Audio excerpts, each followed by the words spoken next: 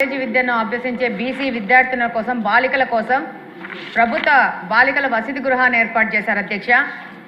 ఈ భవనానికి 20 సంవత్సరాలుగా స్వంత భవనాలు లేవు అధ్యక్ష. అద్దె భవనాల్లో ఈ యొక్క హాస్టల్ నడుపుతున్నారు అధ్యక్ష. దాదాపు 130 మంది బాలికలు intermediate, degree, nursing, post graduate చదువుల కోసము సుదూర ప్రాంతాల నుంచి వచ్చి ఇక్కడ ఆశ్రయం పొందుతున్నారు అధ్యక్ష. ఆస్పిరేషనల్ డిస్ట్రిక్టు ఎన్నో ఆస్పిరేషన్తో జిల్లాలో నలుమూల నుంచి వెనకబడిన బీసీ విద్యార్థినులు ఈ ప్రాంతాన్ని ఇక్కడికి వచ్చి విద్యను అభ్యసిస్తున్నారు అధ్యక్ష. దురదృష్టం ఏంటంటే అధ్యక్ష, అద్దె చెల్లించకపోవడం వల్ల అకాడమిక్ ఇయర్ మధ్యలో కూడా యజమానులు హాస్టల్ ఖాళీ చేసిన సందర్భాలు కూడా ఉన్నాయి అధ్యక్ష. ప్రస్తుతం ఉన్న భవనానికి 5 లక్షల రూపాయలు అద్దె చెల్లిస్తూ మళ్ళీ కరెంటు బిల్లులు, నీటి బిల్లులు ఎక్స్ట్రా కడుతున్నారు అధ్యక్ష.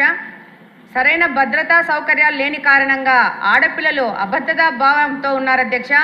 సరైన భవనాలు కల్పించి భద్రత కల్పిస్తే ఇంకా పెద్ద ఎత్తున వెనుకబడిన ప్రాంతాల్లోని బాలికలు వచ్చి ఇక్కడ చదువుకునే అవకాశం ఉంది అధ్యక్ష. మంచి స్థాయికి చేరుకునే అవకాశం ఉంది అధ్యక్ష. 2 సంవత్సరాల నుంచి మినిస్టర్ గారికి డిఆర్సీ మీటింగ్లో కానీ అనేక పర్యాయాలు ఈ యొక్క బీసీ హాస్టల్ యొక్క పరిస్థితి వివరించడం జరిగింది అధ్యక్ష. అద్దె భవనము కూలిపోయే పరిస్థితికి వచ్చి ఇప్పుడే ఈ మధ్యనే 1 నెల 2 నెలల క్రితము ఈ భవనాన్ని మార్చి మా ఇంటి వెనక ఒక భవనాన్ని తీసి బాలికలను పెట్టే పరిస్థితికి ఈ యొక్క బీసీ హాస్టల్ వచ్చింది అధ్యక్ష. దాదాపు 22 సంవత్సరాల క్రితము మెట్రిక్ హాస్టల్ మంజూరయ్యినా కానీ సరైన భవనం లేక విద్యార్థులు బాలికలు అవస్థలు పడుతున్నారు అధ్యక్ష. మరొకసారి మీ ద్వారా మంత్రి గారి దృష్టికి తీసుకెళ్తున్నాం అధ్యక్ష. కడపకు మంచి ప్రభుత్వ పరిధిలో సొంత భవనంతో బీసీ హాస్టల్ ఏర్పాటు చేయవలసిన అవసరం ఉంది అధ్యక్ష. తద్వారా బీసీలకు సాయం చేసుకునే పరిస్థితి ఉంటుంది అధ్యక్ష. ఒక్కసారి అధ్యక్ష, ఇలాంటి కూలిపోయిన పరిస్థితుల్లో బీసీ హాస్టల్ దాదాపు 10 సంవత్సరాల నుంచి కడపలో ఉంది అధ్యక్ష. బాలికలకి ఏమన్నా ప్రమాదం జరుగుతుందనే భావనలో బీసీ వాళ్ళు ఉన్నారు అధ్యక్ష. కాబట్టి తప్పకుండా మీ ద్వారా మంత్రి గారికి తెలియజేసుకుంటున్నాం అధ్యక్ష. తప్పకుండా సొంత భవనం ఏర్పాటు చేయవలసిందిగా కోరుకుంటున్నాం అధ్యక్ష. ధన్యవాదాలు అధ్యక్ష. మరి శాసనసభ్యులు మాధవిరెడ్డి గారును మరి సింధూరారెడ్డి గారు చెప్పినట్లుగా కొన్ని వాస్తవాలు అయితే ఉన్నాయి అధ్యక్ష. మరి రాష్ట్ర వ్యాప్తంగా మరి బీసీ హాస్టల్స్లో 90,676 మంది విద్యార్థులు చదువుతున్నారు. మరి సాధ్యమైనంత వరకు మరి లాస్ట్ 2 ఇయర్స్ నుంచి ఏదైతే గత ప్రభుత్వంలో కనీస వసతులు కూడా లేక కనీస మరమ్మతులు కూడా చేయక ఇబ్బంది పడుతున్న సమయంలో మళ్ళీ మనం కూటమి ప్రభుత్వం అధికారంలోకి రాగానే మరి సిఎస్ఆర్ ఫండ్స్ ద్వారా మరి డిస్ట్రిక్ట్ మినరల్ ఫండ్ ద్వారా అదేవిధంగా ముఖ్యమంత్రి గారి దృష్టికి తీసుకెళ్ళగానే కొన్ని రెనోవేషన్స్ కూడా డబ్బులు కేటాయించడం జరిగింది అధ్యక్ష. కొన్ని హాస్టల్స్ అయితే మేము రెనోవేషన్స్ అన్నీ చేశాము.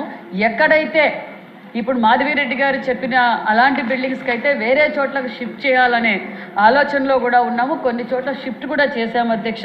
మరి హాస్టల్స్లో మరి మరమ్మతులతో పాటు మరి సింధూరారెడ్డి గారు అడిగినట్లు ఏమేమి వసతులు ఏర్పాటు చేశామో మన ప్రభుత్వం వచ్చిన తర్వాత అని బీసీ హాస్టల్స్లో మరి సీసీ కెమెరాలు ఏర్పాటు చేశాం, ఆర్ఓ ప్లాంట్లు ఏర్పాటు చేశాం, యూపీఎస్లు మరి ఎఫ్ఆర్ఎస్ ద్వారా పిల్లలు ఏ విధంగా అటెండ్ అవుతున్నారు, టీచర్లు ఏ విధంగా అవుతున్నారు, మంచి పర్ఫార్మెన్స్ కూడా పెరిగింది. అదేవిధంగా దోమల నెట్ కూడా ఏర్పాటు జరిగింది. శానిటేషన్ వర్కర్స్ ఏర్పాటు చేశారని అడిగారు అధ్యక్ష.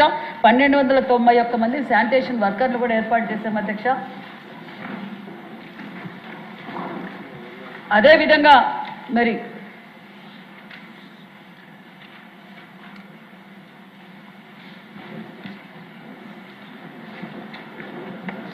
అదేవిధంగా కుక్కు కమాటీలు అడిగారు అధ్యక్ష. కుక్కు కమాటీలు కూడా 113 మందిని కుక్కు కమాటీలు కూడా ఏర్పాటు చేయడం జరిగింది అధ్యక్ష.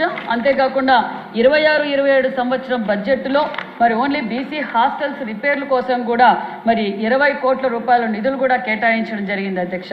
మరి శాసనసభ్యులు మరి మన సింధూరారెడ్డి గారు అడిగినట్లు గురుకుల పాఠశాలను హాస్టల్స్ని గురుకుల పాఠశాలలుగా మారిస్తే బాగుంటుందని సింధూరారెడ్డి గారు చెప్పారు. గతంలో రివ్యూ జరిగినప్పుడు ముఖ్యమంత్రి గారి ఆదేశాల మేరకు ఎక్కడైతే తక్కువ మంది 50 లోపల ఉన్న స్ట్రెంత్ ఉన్న పిల్లల్ని మరి గురుకుల పాఠశాలలకు చాలా డిమాండ్ ఉంది అధ్యక్ష. శాసనసభ్యులు, మంత్రులు అందరూ మాకు గురుకుల పాఠశాలలు కావాలని కోరటం కూడా జరిగింది అధ్యక్ష.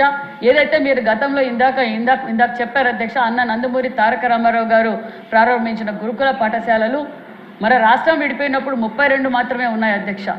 మళ్ళీ మన రాష్ట్రం విడిపోయిన తర్వాత మరి బీసీల పక్షపాతి చంద్రబాబు నాయుడు సార్ ముఖ్యమంత్రిగా ఉన్నప్పుడు 75 గురుకుల పాఠశాలలు శాంక్షన్ చేశారు అధ్యక్ష. ఆ తర్వాత మరి 25 బిల్డింగులకి 40 కోట్ల రూపాయలతో శాంక్షన్ చేయడం కూడా జరిగింది. ఆ బిల్డింగులు మరి 70-80% కూడా పూర్తి అయినవి కూడా జరిగింది అధ్యక్ష. మరి ఇప్పుడు ఆ 5 సంవత్సరాల్లో దాన్ని కూడా గాలికి వదిలేయడంతో మళ్ళీ ముఖ్యమంత్రి గారి దృష్టికి తీసుకెళ్తే ముఖ్యమంత్రి గారు అవి ఏవైతే గోనిబావి, మడకసిర, రొద్దం, మరి పులివెందల ఇవన్నీ మరి దగ్గరలోనే బిడ్డలకు అంకితం చేయబోతున్నాం అధ్యక్ష.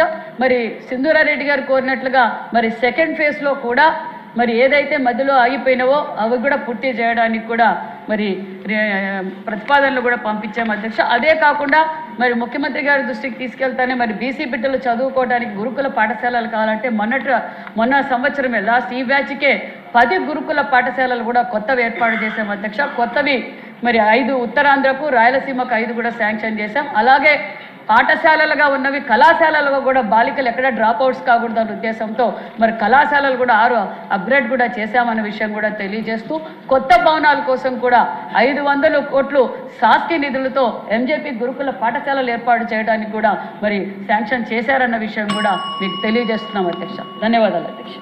Question number 177. మా సత్యసాయి జిల్లాలో 61 హాస్టళ్ళు ఉంటే ఇందులో కేవలం 26 మంది వార్డెన్లు ఉన్నారు అధ్యక్ష. 35 ఖాళీలు ఉన్నాయి అధ్యక్ష ఇప్పటికీ. అదేవిధంగా కుక్స్, కామాటి మరియు వాచ్మెన్ పోస్టులు మా జిల్లాలో 30 పైచిలకు ఖాళీలు ఉన్నాయి అధ్యక్ష. ఇన్ని ఖాళీలు ఉండడం వల్ల పిల్లలు సరైన పర్యవేక్షణ లేక ఇబ్బంది పడుతున్నారు అధ్యక్ష. వీటిని భర్తీ చేసే ఆలోచన ప్రభుత్వం చేస్తోంది అధ్యక్ష. రెండోది, రెసిడెన్షియల్ స్కూల్స్లో మంచి రిజల్ట్స్ ఉండడం వల్ల పేరెంట్స్ చాలా వరకు రెసిడెన్షియల్ స్కూల్స్లో చేర్చడానికి పిల్లల్ని ఇష్టపడుతున్నారు అధ్యక్ష. సో తక్కువ పిల్లలు ఉండే బీసీ హాస్టల్స్ని మర్జ్ చేసి వీటిని రెసిడెన్షియల్ స్కూల్స్గా మార్చే ఆలోచన ప్రభుత్వం చేస్తోంది అధ్యక్ష. అదేవిధంగా పాఠశాలలో సెంట్రల్ సిలబస్ చాలా వరకు ఇంప్లిమెంట్ అయింది అధ్యక్ష. సో 8th క్లాస్ నుంచి నీట్ మరియు ఐఐటి కోచింగ్స్ కోసం స్టేట్ లెవెల్లో ప్రతిభావంతులైన ప్యానెల్ టీచర్స్ ద్వారా ఆన్లైన్ కోచింగ్ వీళ్ళకి ఇప్పించగలిగితే చాలా బాగుంటుందనే ఒక సజెషన్ అధ్యక్ష. అదేవిధంగా 10th క్లాస్ చదివే విద్యార్థులకి English, Hindi, science and maths tutoring జరుగుతుంది అధ్యక్ష. కానీ ఈ ట్యూటర్స్కి కేవలం 1500 మాత్రమే ట్యూటరింగ్ ఫీజుగా ఇవ్వడం జరుగుతుంది అధ్యక్ష. ఈ శాలరీని పెంచే ఆలోచన ప్రభుత్వం చేస్తుంది అధ్యక్ష. అదేవిధంగా పుట్టపర్తి నియోజకవర్గంలో బుక్కపట్నం మండలంలో ఒక ఎంజేపీ రెసిడెన్షియల్ స్కూల్ ఉంది అధ్యక్ష. దీనికి ఓన్ బిల్డింగ్ లేదు అధ్యక్ష. ఒక రెంటెడ్ బిల్డింగ్ షెడ్లో నడుపుతున్నారు అధ్యక్ష. ఈ స్కూల్ కోసం ఆల్రెడీ 9 acres ఆఫ్ ల్యాండ్